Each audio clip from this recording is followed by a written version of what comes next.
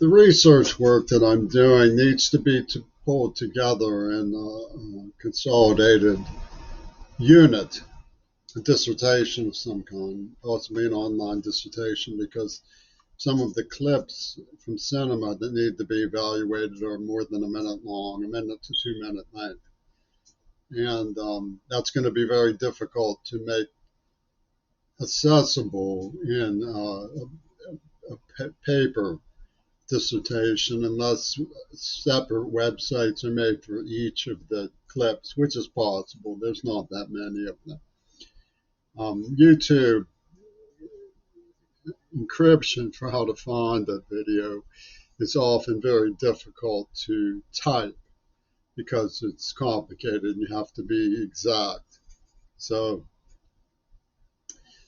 there's a lot of problems. It involves time past, time present, and perceptions of time past and time present, and arguments about what went on at Mr. Rogers' neighborhood in Pittsburgh. So there's prominent people and there's obscure people who are empowered by prominent people because prominent people who've been exposed in an overthrow system and museum heists are spitting nails. So basically, what I've learned about what Windsor, House of Windsor, did for its friend Adolf Hitler and its friends in Japan over America's World War II victory at sea, which was supposed to help Britain, but Britain was unapologetically grudging, erasing Lend-Lease from mentions on Sergeant Pepper. The British Army had just won the war after they blew out JFK's mind in a car.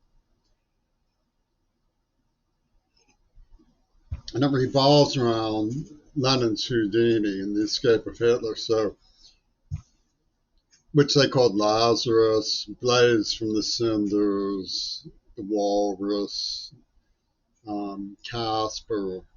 They had a number of encryption names for it, but they denied that. So when you look at their plastic reality system, you learn what they were trying to do and what they are continuing to try to do.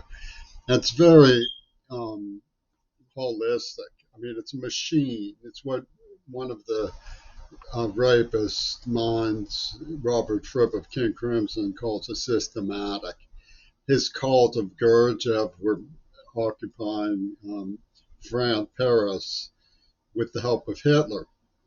The occult minds of Gurdjieff were helping the Gestapo throughout Vichy France's occupation. He was acquainted personally with Stalin, that Gurdjieff psychopath, and his friend Ouspensky and Pierre Elliott. Robert Fripp had introduced me to him. Were working Viktor Frankl's fourth dimensional hidden hand throughout the AIDS attack. Remember the perfect storm and the smoke and Kuwait, the oil fires, and everybody would go to the grocery store and you'd see the perfect storm. This is Viktor Frankl's logo grapevine. Bryce Sanders had something called Filming at the End of the World. You had Magno Wen working with Disney doing voiceover dubs on the neuroplasm being taped by Carbonell, Wattmaker, and the men who manufactured the neuroplastic chemical. Schulman was ripping off the museum for $6 million with the help of one of Trump's ghostwriters. And you had men in Carbon Hell working with a man named Shell, who was introduced to me by Tom Hodge of Greenville when he was a neighbor of Sharon Samuels, the daughter of Shelley Friedman. Shell and Shelley and Alice Sheratok, a Russian Jewish girl, Chertok, all lived in this little cluster on College Avenue. And Hodge introduced me to Shell, who was working with Swimmer, who was hired by the Neva Corporation, Sheen and Ono, and Paul McCartney to slur me after they tortured me as a child so they could make successive degradations of the ex-motive Lears about how he pees with forked prawn, because what they did was they inculcated me in a system of sleeping around. My sister would get involved with somebody and reject them. Girls would get involved with me and reject me. This was the street scene of growing up in a public school that they were getting ready to sabotage with the AIDS attack. And they made it out to be like the only person who's not allowed to change their mind is me, because this is a psychopathic operation by holy warriors in a criminal enterprise. And Neva Mancine and Dee Dee Mancine were sisters of Mark Mancine, who was sleeping with Swimmer, who was working with Carbonell and Shell at CMU. So the people who introduced me to the girl who wrote the script, Gail Burston, also introduced me, were neighbors of the men who introduced me to Pete Shell. So they knew in this natural language laboratory what Braunstein and McCartney wanted to fish out from the Hammer Films hostage. Ruth Hammer for Dolly Myron and Sean Strupp. And this is Michael Foucault's inner sanctum of the ultra rich, the billionaires of Paris, and Donald Trump and Francis Ford Coppola. The fascist enterprise that Ono worked out with John Lennon in Number 10 Downing, which basically was to crystallize the lyric, to dehumanize free love and turn it into a metaphor for Satan. So what they do is they jump out of your TV at you. It's a hybrid workstation. They set up pornography.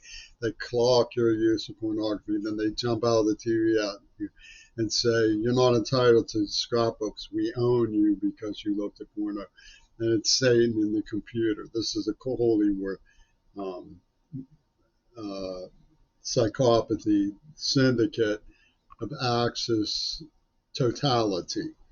And Biden hybrid stations when the Green Party attacked me sexually, as usual, after murdering my father at the University of Pittsburgh through the Pitt News. He was siding with the quid pro quo. We get Obama, and Obama gets Maduro-Goto, and it was all scripted. It all went according to plan. They pretended to find that Flip had this thing called found art exposure. But the picture of the girl on the cover of the record that came out on that tour in 1979 was the spitting image of the girl who wrote the script. It's also in Seattle Center. So it adds up to a systematic machine. They weren't just going to leave it to drug out old John Lennon to wander out on the streets the night he would have to be on the street to be shot at by Mark David Chapman, who was in on the AIDS attack, took the fall about Lennon. But Lennon, they Houdini, it was a double fantasy. You only live twice. Master plan from Pentagon Disney. That's what really happened. You could tell that because they were planning the whole thing for 100 years. And then Yoko Ono comes in and says he was on the San Jacinto. They survived because of the atom bomb. We get to use him, and they defrauded me, I think is the word. I don't know what defraud actually means. I should look it up. But what I'm saying is they misrepresented the value of my art so they could steal it from me, because they, like Zuzu, the sent-down girl who gives up her chastity for an apple, and they come back and give her another apple, and the new guy, Nicky Chops. And this theorem works its way through the union in Pittsburgh, the hardcore steel workers who just traffic people for kicks. And they were making pornographic movies to me that they wanted to be able to sell by saying he deserves. I was a child in trauma, hostage in a coma from beatings and wet chemicals. But they say, Ono says, aha, he deserves. She did to me when I was 9 years old. They copied me, took pictures. And it's Michael Reagan's favorite scene. And they said, wear your inside out. We're going to humiliate you this way about the atom bomb, okay? They had it all set up years and years when they were putting out the White Album, they were doing this. And then they say, oh, but because John Lennon died, you owe this to the Crow-Cagri Gooster Corona, you see. So it's not museum theft anymore. It's UWD electrical licky chops. Yes, sir. It's licky chops. Quid pro quo, tit for tat. Woohoo! They have it all figured out. It's we do so in Pedigree County of the Hank Pank State.